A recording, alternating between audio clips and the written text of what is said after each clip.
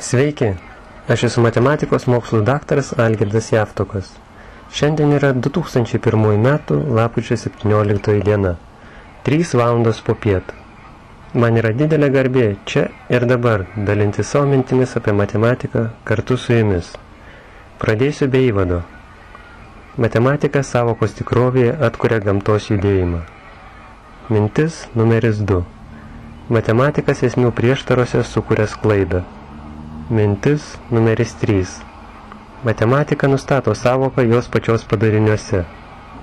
Mintis numeris 4.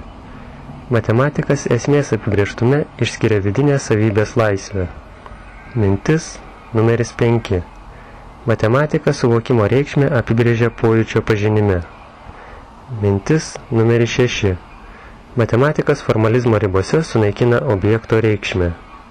Mintis numeris 7. Matematika suvokimo horizonte atskiria objektinės esmės lygybę. Mintis numeris 8. Matematikas išlaisvina vaizdinio troškimą tapti suvokiama sistema. Mintis numeris 9. Matematikas tiesos atsitiktinumą pateikia betarpiškoje abstrakcijos formoje.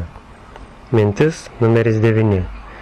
Matematikas sukuria tolydžią pavidalo esmę išorinėje sąvokos erdvėje. Mintis numeris 9. Matematikas sąvokos idėją perkelia objektyvias galimybės formas. Mintis numeris 9. Matematikas vaizdinio neiginį reflektuoja tuštumos būtyje. Mintis numeris 9.